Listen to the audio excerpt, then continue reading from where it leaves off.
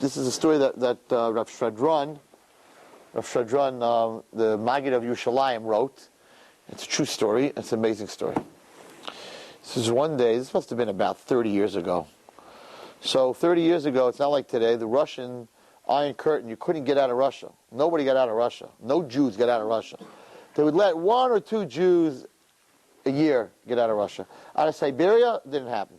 Forget it. Siberia, they sent the Jew to Siberia, that's where you froze to death, and that was your life, and that was, you were finished. One day, into the Chevra Kadisha is the people who bury dead bodies, into the Chevra Kadisha Yerushalayim walks a Russian man.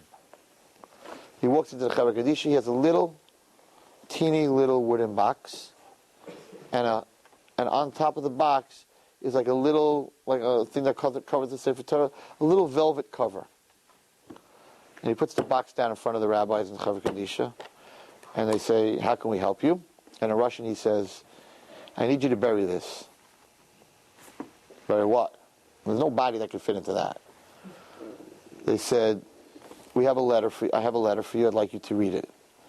So they take out the letter, and it's written in Russian, and they tell him to read it and translate it. The letter was from a woman. It's an unbelievable story. From a woman in Siberia. A woman in Siberia who was a doctor in Siberia, and the Russians told her straight up, "You will never leave here alive. You have a life sentence." This guy that got out only had a 10-year sentence. He already had done his sentence, and for some reason they let him go to Israel. Maybe there was, at that time, was all the refuseniks and the whole thing about letting Jews out to Israel. So he said that he was in the hospital before he left to get a checkup, whatever it was. And this doctor, this woman, said to him, "Give me 10 minutes. I just want to do something, and I want to give you something to take to Israel. I know you're going to Israel. You should take to Israel." The rabbi, they're like, "Okay, what you do? What happened?" So the letter says, "Dear rabbis, I know that I will never leave Russia.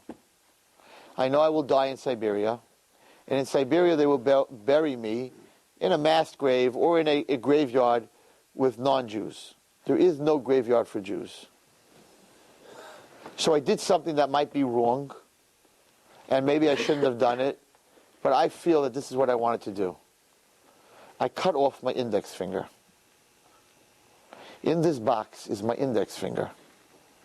Please take my finger and bury it on Har Zeisim with all the tzaddikim, so that I know that when I die, there will be a part of me that will be buried in Eretz Yisrael in a Jewish graveyard."